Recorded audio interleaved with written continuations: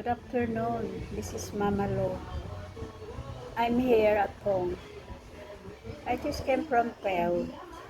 You know, my bongo wide is the steering wheel is hard to turn. So good that I was able to. I'm thinking that I'm going to. I went to Dulugon to buy an ATF for the steering wheel. Then when I want to refill already when I open, because I refill also the air of my tires, of my bongo. So I told the guys that my steering wheel is hard to turn, so I think it's lack of ETF, so I buy. When I open it, it's full of ETF oil. So I told the guys to refill the air of the tires. So what happened? Why it's so hard to turn? So I look at, so maybe have little idea. So good that the mechanic there, the really the I think that is the head of there. So he was able to arrive. So I said, what is the cause of having hard to turn the steering wheel? So he looked at siya, did you check the ATM? So yes.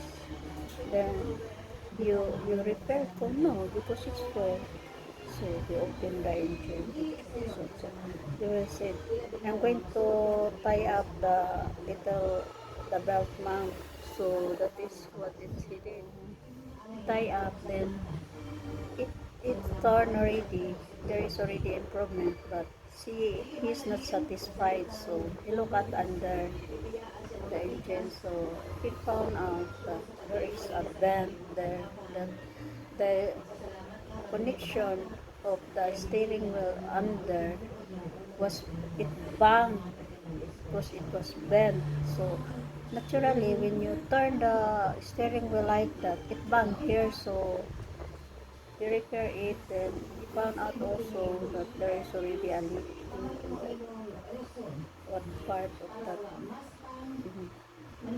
that accessories under there. So that is it. So the power also is off. There is power interruption there in the logon. So supposed to be this is going to weld. Now cannot weld because there is no current. And I have also little fuel. I want to refuel my fuel. But still we cannot repair because there is no electric power. And there is there. So that is it.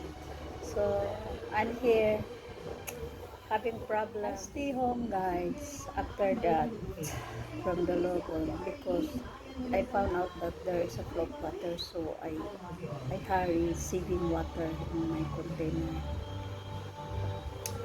Now it's 3 days already. We have no flow water, so thanks God that it flow now. So I try to save. It's so sunny, you know.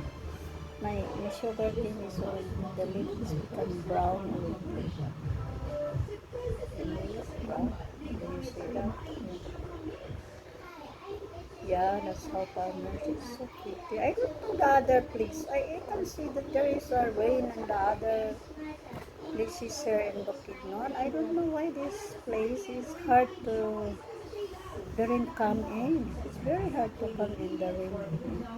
I just pray to San Isidro Labrador that rain will come. Oh my God. I have two areas planted in sugar cane. It grew underneath. I thought when the rain comes, the one that is under the soil pile will grow. So hopefully, guys, it's so difficult being a farmer, guys. Yeah, I need my all the accessories were run smoothly. That's what I want, because you know what, the battery connection, the old man, the man there in the local is the mechanic. what happened, ma'am? Why it's not start? Why it will not start? Na, it just start. The engine just run a while ago. So we look at the battery is later already connected to the wire.